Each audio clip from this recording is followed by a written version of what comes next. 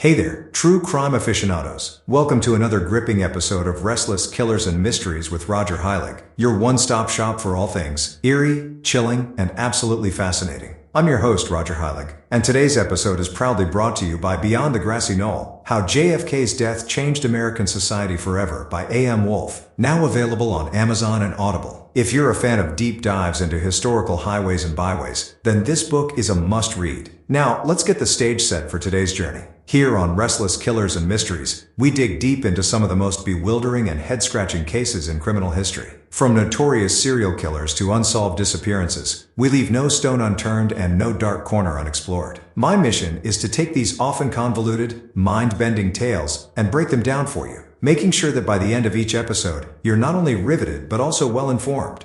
We're about to step into the world of high-profile crime today, talking about the case that kept an entire nation on tenterhooks, the infamous OJ Simpson trial. We're talking thrilling car chases, courtroom spectacles, and a verdict that left people in shock and awe. Whether you're a seasoned true crime fan or new to the world of unsolved mysteries and courtroom dramas, today's episode promises to be enlightening and utterly absorbing. So grab your detective hat, put on your analytical glasses, and let's dive into the world of restless killers and mysteries. Ready? Ready? Because today, we're throwing ourselves headlong into the case of former football star OJ Simpson. A man whose life was turned upside down in a flash, leading to one of the most famous, or should I say infamous, murder trials in American history.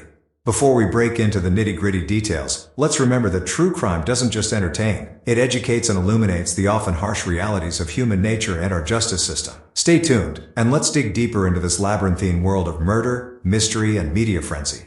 Let's set the scene for this saga by first asking, who was OJ Simpson? Now, if you're someone with a passion for football or perhaps old reruns of the Naked Gun movies, the name OJ Simpson might ring a bell. But for those who aren't acquainted, let's take a little stroll through his past, shall we? OJ Simpson, whose full name is Orenthal James Simpson, a name you'll probably agree sounds as grand as his early life achievements, was more than just a man. He was an icon. Born on July 9, 1947, in San Francisco, California, OJ didn't always have it easy. His early years were marked by hardships and an undeniable determination to overcome them. But boy, did he overcome? Let's talk football for a moment. OJ became a household name with his phenomenal performance on the field, primarily during his time at the University of Southern California, USC. Imagine him dashing down the field with such grace and speed that he earned the nickname the Juice. He wasn't just good, he was phenomenal. In 1968, he won the Heisman Trophy, an award given to the best player in college football. So yes, he was the real deal.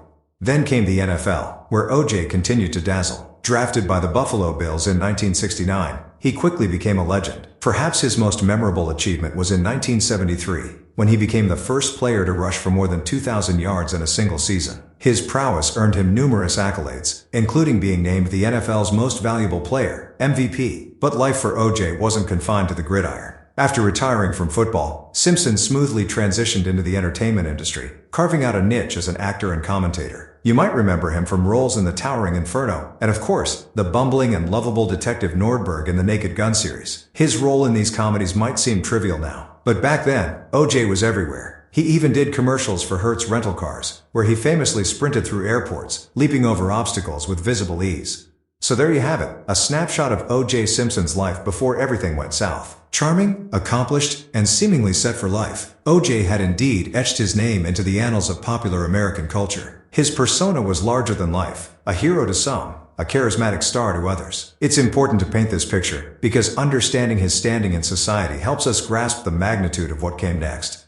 Alright folks, let's dive into that fateful night of June 12, 1994, a night that forever changed the lives of many and became a strange, dark chapter in American crime history. On that evening, Nicole Brown Simpson and her friend Ron Goldman were brutally murdered outside Nicole's condo in Brentwood, a posh neighborhood in Los Angeles. Nicole Brown Simpson was the ex-wife of football star OJ Simpson, and Ron Goldman was a young waiter and a friend of Nicole's. That night, after putting her kids to bed, Nicole had plans to return a pair of glasses her mother had left at Messaluna, the restaurant where Ron worked. In a bizarre and tragic twist, Ron ended up at Nicole's to drop off the glasses. Little did he know that this simple act of kindness would result in a horrifying end.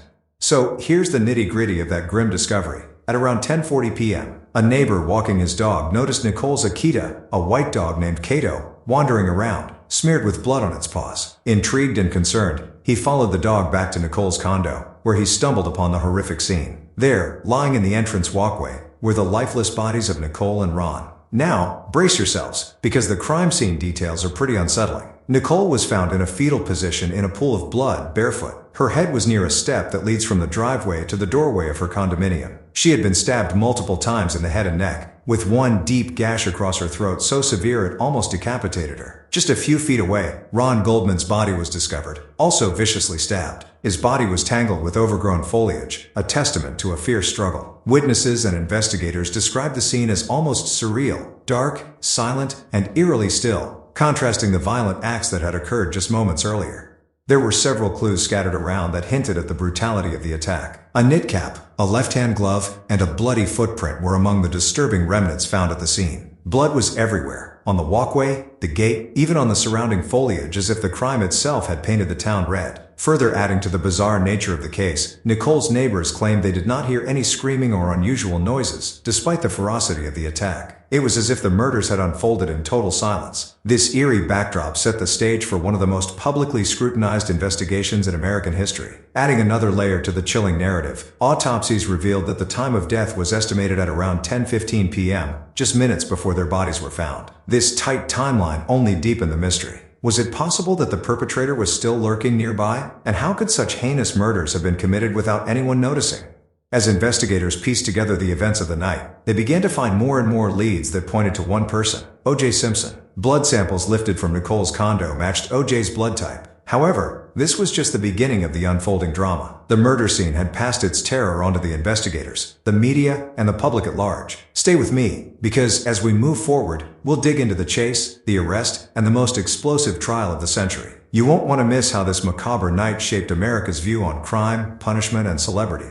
Imagine it's a balmy June evening in 1994. The Lakers have finished their regular season games, school's out, and summer is in full swing. Then, out of nowhere, the airwaves break with an unbelievable story. OJ Simpson, the beloved football icon, is wanted for murder. But hold on, let's rewind a bit to figure out how we got here, shall we? Nicole Brown Simpson and her friend Ron Goldman were found brutally murdered on June 12, 1994. A day later, detectives zeroed in on Simpson, who seemed like the prime suspect. Fast forward to June 17th. This is where things get really wild. It starts off like any other day, but it quickly transforms into a media circus. Instead of showing up for his scheduled surrender, OJ Simpson is nowhere to be found. Hours later, everyone's glued to their TVs, and it's not an episode of Friends or Seinfeld that's getting all the attention. It's OJ himself. He's spotted in the now infamous white Ford Bronco, and he's not just taking a casual drive, he's being chased by the police. And not just any police, it's the LAPD folks. Behind the wheel is his old buddy, Al Cowlings, known as AC to his friends. OJ is in the back seat, reportedly holding a gun to his own head, while Al's calmly driving, telling the police, "My friend is in the back. He's got a gun to his head." He's upset? He's very upset right now. Now, let's paint you a picture. Imagine highways filled with countless spectators, standing on overpasses, clapping and waving, as if they were watching a parade. Imagine the news channels cutting away from the NBA Finals, showcasing nothing but the Broncos' slow pursuit.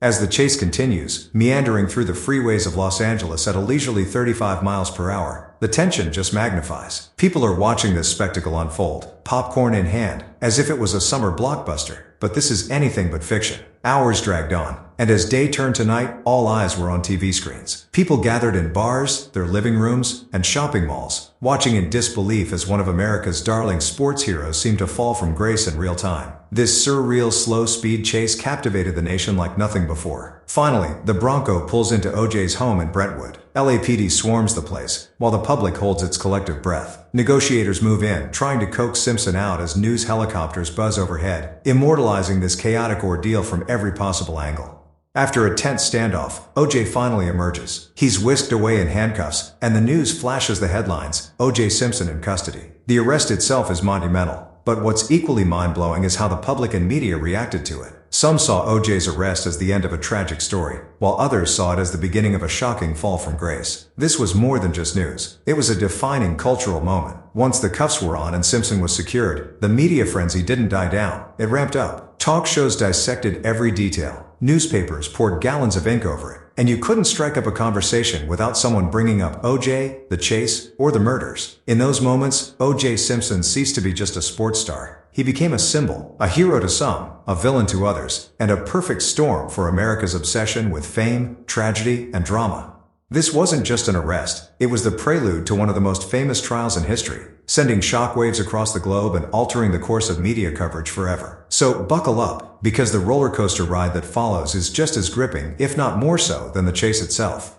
Alright folks, let's dive into the meat of this episode, the OJ Simpson trial. Now, this wasn't just any trial. It was dubbed the trial of the century and captivated the entire nation, making it one of the most famous courtroom dramas of all time. So grab your popcorn, because there are some unforgettable moments and jaw-dropping pieces of evidence we need to talk about. First up, let's start with a scene stealer, the glove demonstration. Ah yes, the glove. During the trial, one of the most dramatic moments came when OJ Simpson was asked by the prosecutors to try on a pair of gloves found at the crime scene and his home, believed to be linked to the murders. Now, these weren't just any gloves. They were leather gloves, and as anyone who has ever worn leather knows, it can be a bit tricky to squeeze into, especially if you're trying to put them on over latex gloves, as OJ did.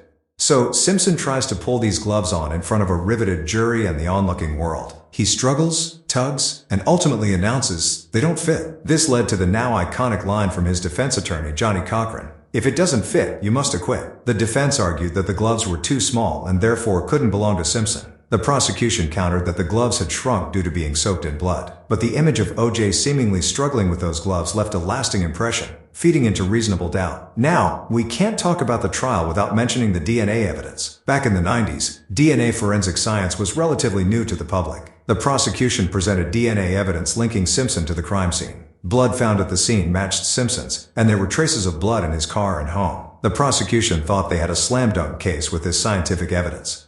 However, the defense team, famously known as the Dream Team for its high-profile lineup of attorneys, launched an all-out attack on the reliability of the DNA evidence. They highlighted alleged contamination issues and chain of custody problems. They even questioned the competence and integrity of the LAPD, suggesting the possibility of tampering. The defense's intense scrutiny of the DNA evidence muddied the waters, adding another layer of doubt. And we simply cannot overlook the testimonies. There were countless witnesses, but a couple truly stand out. One such testimony came from Detective Mark Furman, who discovered the infamous glove at Simpson's estate. During cross-examination, it was revealed that Furman had used racial slurs in the past, which the defense argued showcased racial bias and cast doubts on the integrity of his investigation. The defense painted him as a rogue cop with possible motivations to frame Simpson.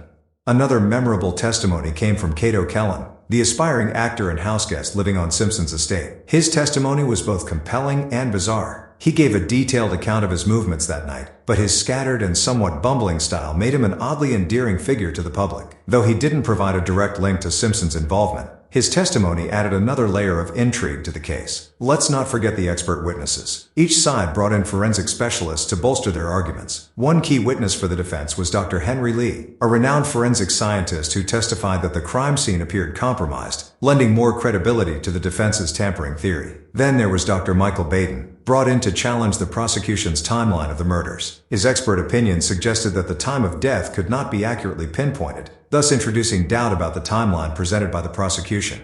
The trial also introduced America to the nuances of jury selection and voir dire, the process by which attorneys from both sides select the jurors. The defense skillfully used this process to their advantage, selecting jurors they believed would be more sympathetic to Simpson. The racial composition of the jury, predominantly African American, became a focal point of much discussion and speculation regarding how they might view the evidence and testimonies. Another fascinating element was the extensive use of visual aids and graphics by both sides to explain complex evidence and forensic details to the jury. Charts, graphs, and animated reconstructions turned the courtroom into a battleground of data visualization, helping jurors, and the millions watching at home, better understand the case. In the end, the defense strategy hinged on creating a narrative of doubt. Doubt about the integrity of the evidence, doubt about the investigators, doubt about the timeline. They skillfully deflected and reframed each piece of incriminating evidence, leaving the jury unsure about Simpson's guilt beyond a reasonable doubt. Ladies and gents, the trial of OJ Simpson was a masterclass in legal strategy, media influence, and theatrical courtroom drama. It wasn't just about the facts and evidence. It was about storytelling, charisma, and navigating the complex interplay of race, celebrity, and justice in America. And with the glove demonstration, DNA debates, and relentless cross-examinations, the trial truly earned its place in history. So as you mull over these trial highlights, remember, sometimes it's not just about what you know, but what you can sell to the jury. Ladies and gentlemen, after months of intense courtroom drama that captivated the world, we finally arrive at the climactic moment, the verdict. On October 3, 1995, the jury delivered their decision. In what's now considered one of the most controversial verdicts in American history, OJ Simpson was found not guilty of the murders of Nicole Brown Simpson and Ron Goldman. Now, you might be wondering how a case with such seemingly strong evidence could end this way. The answer lies in a complex mix of courtroom strategy, public opinion, and the broader societal context of the time. First, let's talk about the division in public response. The nation seemed to split right down the middle. On one hand, many in the African American community saw the verdict as a long overdue triumph against a historically biased legal system. After years of high-profile police misconduct cases such as Rodney King, Simpson's acquittal felt like a moment of justice for a community that had endured systemic racism and brutality. According to polls at the time, a significant majority of African Americans believed in OJ's innocence or felt excited about the not guilty verdict. On the other hand, many white Americans and others believed OJ Simpson was undoubtedly guilty, and that the verdict was a miscarriage of justice. For them, it was inconceivable that OJ could walk free given the mountain of evidence presented during the trial, such as DNA evidence, the infamous blood-stained gloves, and his tumultuous history with Nicole. Polls among white Americans showed a stark contrast, with a majority believing that Simpson had indeed committed the murders. It wasn't just about OJ Simpson. This trial forced America to confront its deep-seated racial issues. It exposed the realities of how differently black and white communities experienced and perceived the justice system. The media played a crucial role in magnifying these divisions. After the trial, you couldn't turn on a television without seeing discussion panels, news reports, and talk shows dissecting every aspect of the case, often through a racial lens. Beyond the racial implications, the trial also influenced societal views on celebrity and justice. O.J. Simpson's fame added an extra layer of complexity. A former football star and actor, he had been a beloved public figure. Some felt that his celebrity status and wealth allowed him to assemble a so-called dream team of defense attorneys, which included high-powered lawyers like Johnny Cochran and Robert Shapiro. This team's expert handling of evidence and effective counter-narrative to the prosecution made a significant impact on the jury's decision. In the end, O.J. Simpson's acquittal led to widespread disbelief and further polarized an already divided nation. Protesters gathered outside the courthouse and around the country, some celebrating and others chanting in outrage. The media frenzy over the trial's conclusion lasted for weeks, if not months, scrutinizing every potential miscarriage of justice and every racial undertone of the case. The trial's verdict remains a subject of debate even years later, embodying a complex web of legal intricacies, racial tension, and media influence. While O.J. Simpson's not guilty verdict might have closed the case legally, its societal repercussions continue to echo through the years, perpetually questioning the balance between justice, fairness, and celebrity. So, whether you see the verdict as a moment of justice served or as a grave error, one thing is for sure. The O.J. Simpson trial and its outcome will forever remain etched in the annals of American history, a profound reflection of the era's social complexities and its ongoing impact on the nation's discourse regarding race and justice. Let's dive into the aftermath and legacy of the O.J. Simpson trial. Far from vanishing into the annals of history once the verdict was read, the repercussions of this high-profile case echoed for years, and arguably, still do. First, let's talk about the civil suits. Although O.J. Simpson was acquitted of the murder charges in the criminal trial, the families of Nicole Brown Simpson and Ron Goldman filed a civil wrongful death suit against him in 1997. The burden of proof in civil cases is lower than in criminal cases. So, instead of beyond a reasonable doubt, the jury only had to find a preponderance of evidence to hold Simpson liable. And indeed, they did. Simpson was ordered to pay $33.5 million in damages to the victims' families. But did he pay up? Not quite. Despite the judgment, collecting the money proved challenging. Simpson's financial picture was murky, with much of his income shielded from collection. He has notably declared bankruptcy, and efforts continue to this day to collect on that judgment. Now, let's talk about O.J. Simpson's later life. In the years following the trial, Simpson's life was riddled with legal troubles. He faced repeated allegations of criminal behavior, including a highly publicized robbery in Las Vegas in 2007, where he and a group of men attempted to reclaim sports memorabilia he claimed was stolen from him. This time, he wasn't so lucky in court. He was found guilty on charges of armed robbery and kidnapping and served 9 years before being released on parole in 2017. Apart from his continued run-ins with the law, Simpson's public image took a nosedive. He went from being a beloved sports figure and entertainment personality to one of the most controversial figures in American history. His every move was scrutinized, from appearing in infomercials to a baffling hypothetical confession book titled If I Did It.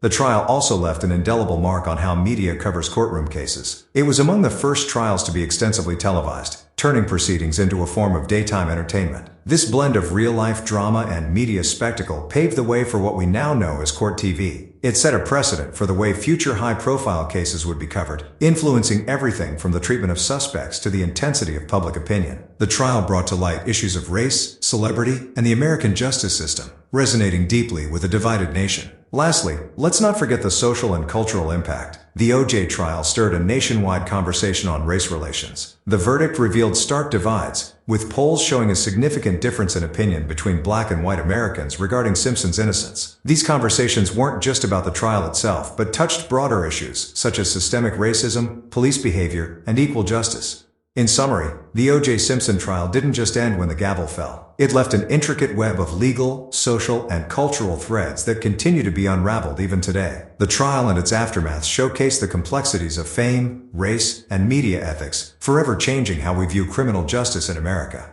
And that, my dear listeners, wraps up our deep dive into one of the most sensational trials in modern history, the O.J. Simpson case. We've journeyed from O.J.'s glory days as a football star and popular figure to the shocking events of June 12, 1994. We've navigated through the crime scene discoveries, the dramatic Bronco chase, and the media frenzy that followed. We've analyzed key moments in the courtroom, such as that unforgettable glove demonstration, and we've touched upon the profound societal impacts the trial had, particularly regarding race relations and media coverage. Thank you for joining me on this fascinating journey through the twists and turns of this high-profile case. I hope you found this episode as gripping as I did. A huge thank you goes out to our sponsor, Beyond the Grassy Knoll: How JFK's Death Changed American Society Forever, by A.M. Wolfe. If you're intrigued by history-changing events and love a good mystery, you won't want to miss this enlightening read. It's available now on Amazon and Audible.